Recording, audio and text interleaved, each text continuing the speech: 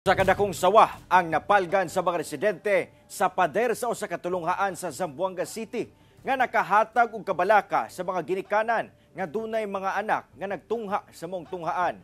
Dugang detalye sa report ni Efren Mamak. Alas 3 sa kadlawon niadtong Lunes, naabtan sa residente nga si Pia Miones kining usa ka sawa nga matud niya hinay-hinay nga mikanaog sa pader sa Ayala Central School sa barangay Ayala, Zamboanga City, una kini nawala.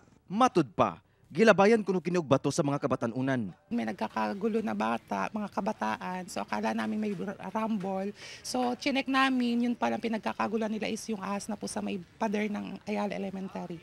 Dihang gipost niya kini sa social media, nabalaka ang pipila ka mga ginikanan sa maong tunghaan. Siyempre, as a parent, itong mga anak kagmay, makahadok basin, ilang labayan og bato, masakitan, ang bitin manggod, masakitan na, fight back manggod na. Busa, nagpaygayon og monitoring og search operation ang Barangay Council sa Ayala. Human sa pipila ka adlaw, napalgan balik ang maong sawa nga may patong sa pikas bahin sa maong pader sa tungaan pasado alas 11 sa gabi niadtong Miyerkules. Dinhi na kini gitsempuhan og dakop sa mga personahe sa barangay.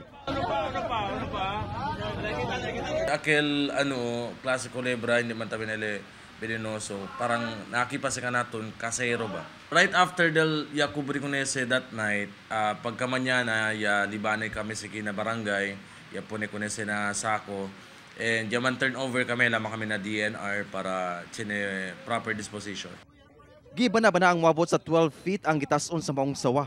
Sumala sa tagdumala sa Ayala Central School, padayon ilang pagpanglimpyo sa palibot bisan walay kasiguruhan nga sa sulod mismo sa tulungaan nagikan ang maong bitin. So we are wondering si onde sa Leel Culebra. As a school kami tamen aki na eskwela. So to prevent para el mga bata safe regarding sa mga kulebra, we should see to it our surrounding will always be clean.